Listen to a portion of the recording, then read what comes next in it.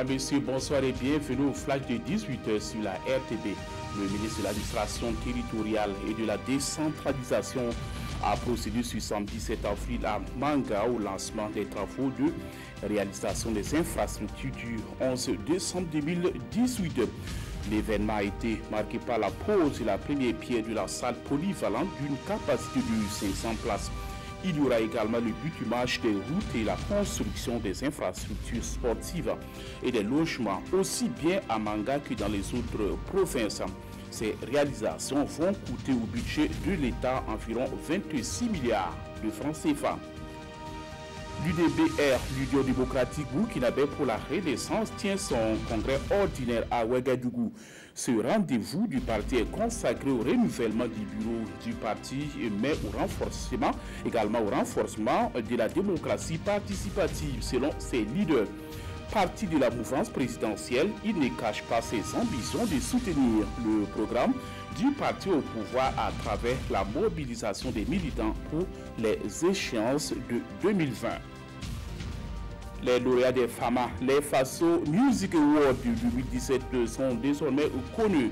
L'événement, qui est à sa 5e édition, a distingué une vingtaine de lauréats, dont des acteurs culturels et des journalistes. Dans la catégorie presse, c'est notre confrère Aouna Maré de la RTB Télévision qui a remporté le prix du meilleur journaliste culturel de l'année 2017.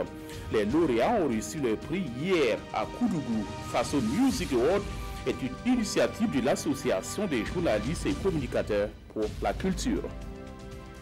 7 Palestiniens ont trouvé la mort hier, vendredi, à la frontière entre Gaza et Israël.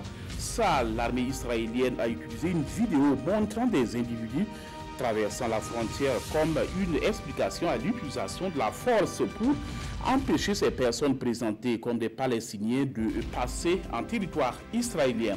Plus de 20 000 Gazaouis étaient rassemblés pour réclamer le retour des réfugiés et la fin du blocus de l'enclave par l'État hébreu et l'Égypte. Pour le gouvernement israélien, le seul responsable de ces violences, c'est bien le Hamas. L'ex-président brésilien Lula a ignoré l'ultimatum que la justice brésilienne lui avait fixé. Il ne s'est pas rendu aux autorités dans le délai imposé pour purger une peine de prison pour corruption. Le recours déposé par Lula a finalement été rejeté. Il était censé se rendre au commissariat dans le sud du pays à 17h locale.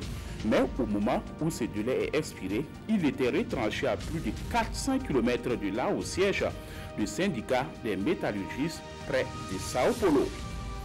Et c'est la fin de ce flash. Merci de l'avoir suivi. Passez une excellente soirée en compagnie des programmes de la RTB.